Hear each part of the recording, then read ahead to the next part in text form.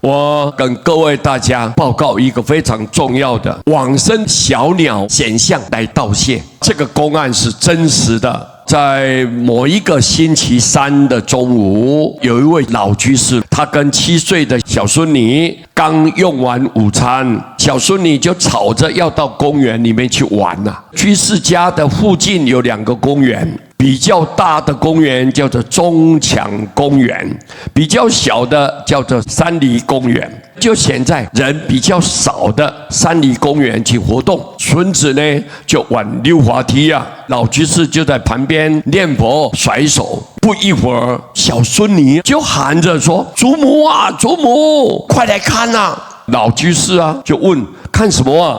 小孙女就说：“你来看就知道了咯。”老居士走到小孙女手指的地方一看，啊，怎么有一个小鸟的头啊？身体不见了，而且头也已经晒干了，真令人于心不忍啊！于是呢，祖孙俩就近找来树枝啊，将它轻轻地夹起来，并在树底下挖了一个洞，小心地把它埋进去了。埋好之后，就为小鸟皈依啊，跟这个小鸟就说了：“你一定要往生极乐世界啊！”然后呢，跟孙女一起合掌念佛啊，念了大约有30句吧，用了4、5分钟左右，他就做回向了。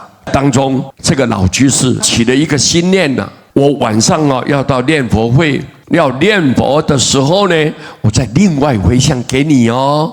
接下来就忘了这件事情了，他就忘掉了。晚上家事忙完哦，将近9点的时候呢，老居士到念佛会念佛，念得很大声，很欢喜，觉得今天晚上念佛念得特别开怀。这个时候，眼前突然出现了一位大约30、40岁的女众啊，圆圆的脸，戴了一顶土黄色的帽子啊，只有头没有身体啊。对这个老居士一直笑，老居士很纳闷呢，他说：“这是谁呢？”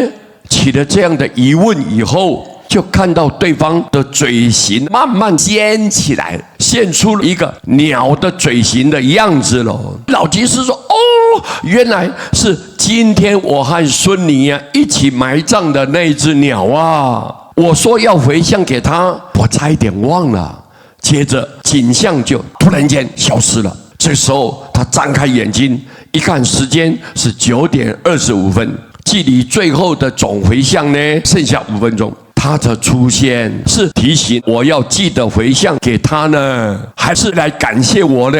告诉我他已经得度了。不管如何，都令我感到非常不可思议。这一只小鸟只剩下一个头，而且都已经干了哦，还能够彼此感应。这位老居士跟孙女只是为他念了一会儿佛号而已啊，他就脱离开畜生的身体。弥陀的救度真是不可思议啊！佛都告诉我们，大地的众生都是有灵性的，都是人来转世的，所以我们一定要知道，就这只小鸟来说，可说是死已非命，尸骨不全呐。而且不是他本身念佛，只是别人为他念佛。在这一种情况之下，弥陀仍然立即的救度他。更何况平生念佛发愿要往生净土的人呢？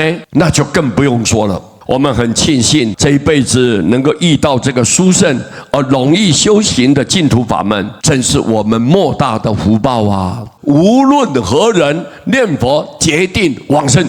今天将这句话送给广大十方莲友们，大家一定要建立信心。只要你肯念佛，愿意念佛，佛陀绝对救度你的。人人有资格往生的，大家都能够往生的。谢谢大家，阿弥陀佛。